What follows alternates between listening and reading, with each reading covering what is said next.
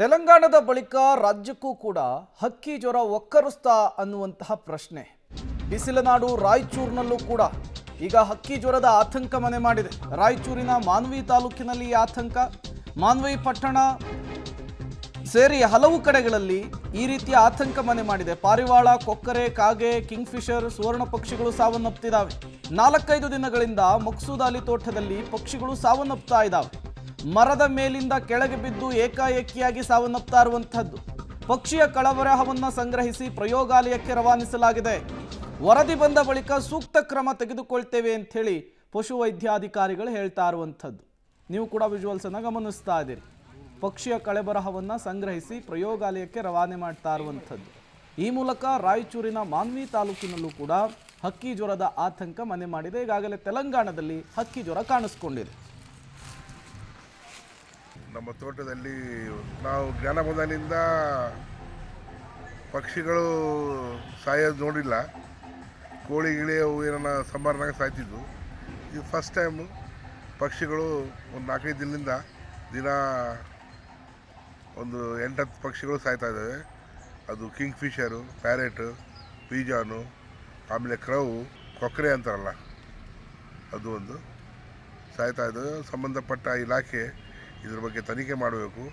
Bird flu ಅಂತ ಹೇಳ್ತಾ ಇದ್ದಾರೆ. ಅದರಿಂದ ಮತ್ತೆ ಜನಸಾಮಾನ್ಯರಿಗೆ ಏನು ತೊಂದರೆ ಆಗ್ತದೆ, ಅದರ ಪ್ರಭಾವ ಏನು ಬಿಡ್ತದೆ ನಮ್ಗೆ ಗೊತ್ತಿಲ್ಲ. ಅದ್ರ ಬಗ್ಗೆ ಸಂಬಂಧಪಟ್ಟ ಇಲಾಖೆ ಅದನ್ನು ಸೂಕ್ತ ಕ್ರಮ ಕೈಗೊಳ್ಳಬೇಕು.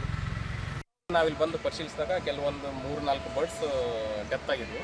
ಅದನ್ನೆಲ್ಲ ನಾವು ನಮ್ಮ ಪ್ರೊಸೀಜರ್ ಪ್ರಕಾರ ಎಲ್ಲ ಹೋಲ್ ಬಾಡಿನ ಪ್ಯಾಕ್ ಮಾಡಿಬಿಟ್ಟು ಐಸ್ ಇದರಲ್ಲಿ ಇಟ್ಬಿಟ್ಟು ಬೆಂಗಳೂರಿಗೆ IHNBಗೆ ಪ್ರಯೋಗಾಲಯಕ್ಕೆ ಕಳಿಸ್ತಿದ್ದೀವಿ.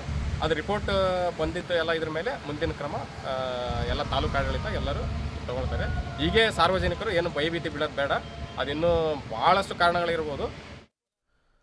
ಮತ್ತಷ್ಟು ಡೀಟೇಲ್ಸ್ ಕೊಡೋದಕ್ಕೆ ವಿಜಯ್ ನೇರ ಸಂಪರ್ಕದಲ್ಲಿ ಜಾಯ್ನ್ ಆಗ್ತಾ ಇದ್ದಾರೆ. ವಿಜಯ್, ಈಗಾಗಲೇ ತೆಲಂಗಾಣದಲ್ಲಿ ಹಕ್ಕಿ ಜ್ವರ ಕಾಣಿಸ್ಕೊಂಡಿದೆ. ಈಗ ರಾಯಚೂರಿನ ಮಾನ್ವಿಯಲ್ಲೂ ಕೂಡ ಈ ಟೆನ್ಷನ್ ಮನೆ ಮಾಡಿರುವಂತಹದ್ದು. ಹೋಗಿರುವಂತಹ ರಿಪೋರ್ಟ್ ಕೈ ಸೇರಿದೆಯಾ? ಜೊತೆಗೆ ಏನೆಲ್ಲ ಕ್ರಮಗಳಿಗೆ ಮುಂದಾಗ್ತಾ ಇದೆ ಅಲ್ಲಿ ಆರೋಗ್ಯ ಇಲಾಖೆ ಅಧಿಕಾರಿಗಳು ಅಂತ ಹೇಳಿ? ಖಂಡಿತವಾಗಿ ಪ್ರೇಮ್, ಏನಿದು ರಾಯಚೂರು ಜಿಲ್ಲೆಯ ಚಿಕನ್ ಪ್ರೇಮಿಗಳಿಗೆ ನಿಜಕ್ಕೂ ಕೂಡ ಒಂದು ರೀತಿಯ ಶಾಕಿಂಗ್ ನ್ಯೂಸ್ ಅಂತಲೇ ಹೇಳ್ಬೋದು. ಯಾಕೆಂತ ಹೇಳಿದ್ರೆ ರಾಯಚೂರು ಪಕ್ಕದಲ್ಲಿರ್ತಕ್ಕಂಥ ತೆಲಂಗಾಣದಲ್ಲಿ ಈಗಾಗಲೇ ಹಕ್ಕಿಯ ಜ್ವರ ಹಾವಳಿ ಜಾಸ್ತಿ ಆಗಿದೆ. ಹೀಗಾಗಿ ರಾಯಚೂರಿನಲ್ಲೂ ಕೂಡ ಏನು ಹಕ್ಕಿ ಜ್ವರ ಕಾಣಿಸ್ಕೊಂಡಿದೆಯಾ ಅನ್ನುವಂಥ ಆತಂಕ ಮನೆ ಮಾಡಿರುವಂಥದ್ದು. ಇದಕ್ಕೆ ಕಾರಣ ಮಾನ್ವಿ ಪಟ್ಟಣ ಹಾಗೂ ಸುತ್ತಮುತ್ತಲ ಗ್ರಾಮಗಳಲ್ಲಿ ಪ್ರತಿನಿತ್ಯ ಹಕ್ಕಿಗಳು ಸಾಯ್ತಾ ಇರುವಂಥದ್ದು. ಆದರೆ ಇದುವರೆಗೆ ಕೋಳಿಗಳು ಸತ್ತಿರುವಂಥ ಪ್ರಕರಣ ಬೆಳಕಿಗೆ ಬಂದಿಲ್ಲ. ಬದಲಾಗಿ ಕಾಗೆ ಇರ್ಬೋದು, ಪಾರಿವಾಳ, ಕೊಕ್ಕರೆ, ಕಿಂಗ್ಫಿಷರ್ ಮತ್ತು ಸುವರ್ಣ ಪಕ್ಷಿ ಸೇರಿದಂತೆ ವಿವಿಧ ಪ್ರಭೇದಗಳ ಪಕ್ಷಿಗಳು, ಮರದಲ್ಲಿ ಕುಳಿತಂಥ ಪಕ್ಷಿಗಳು ಏಕಾಏಕಿ ಕೆಳಗಡೆ ಬಿದ್ದು ಸಾವನ್ನಪ್ತಾ ಇರುವಂಥದ್ದು.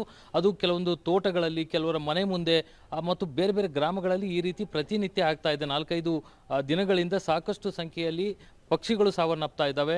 ಒಂದು ವೇಳೆ ಬಿಸಿಲಿನ ತಾಪಕ್ಕೆ ಏನಾದರೂ ಸಾವನ್ನಪ್ತಾ ಇದ್ದಾವ ಅನ್ನುವಂಥದ್ದಾದರೆ ಕೆಳಗಡೆ ಬಿದ್ದಂಥ ಪಕ್ಷಿಗಳಿಗೆ ಕುಡಿಯಲು ನೀರನ್ನ ಇಟ್ಟರೆ ನೀರು ಕೂಡ ಕುಡಿತಾ ಇಲ್ಲ. ಹೀಗಾಗಿ ಇದು ಬಿಸಿಲಿನ ತಾಪಕ್ಕೆ ಆಗ್ತಾ ಇಲ್ಲ, ಬದಲಾಗಿ ಬೇರೆ ಏನೋ ವೈರಸ್ ಇರಬಹುದು ಅನ್ನುವಂಥದ್ದು ಪಶು ವೈದ್ಯಾಧಿಕಾರಿಗಳು ಒಂದು ಶಂಕೆಯನ್ನು ವ್ಯಕ್ತಪಡಿಸ್ತಾ ಇದ್ದಾರೆ. ಆದರೆ ಅವರು ಇದುವರೆಗೂ ಸ್ಪಷ್ಟಪಡಿಸಿಲ್ಲ. ಬದಲಾಗಿ ಕೆಲವೊಂದಿಷ್ಟು ಪಕ್ಷಿಗಳ ಕಳೆಬರವನ್ನು ಬೆಂಗಳೂರಿನ ಪ್ರಯೋಗಾಲಯಕ್ಕೆ ಕಳಿಸ್ಕೊಟ್ಟಿದ್ದಾರೆ. ಅದು ಇನ್ನಷ್ಟೇ ಏನು ವರದಿ ಬರೋದು ಬಾಕಿ ಇದೆ. ಒಂದು ವೇಳೆ ನಿಜಕ್ಕೂ ಅದು ಒಂದು ವೈರಲ್ ಫೀವರ್ ಅಥವಾ ಈ ಹಕ್ಕಿ ಜ್ವರದಿಂದನೇ ಅವು ಸಾವನ್ನಪ್ತಾ ಇದ್ದಾವ ಅನ್ನುವಂಥದ್ದು ಸ್ಪಷ್ಟ ಆಗಬೇಕಾಗಿದೆ ಪ್ರೇಮ್.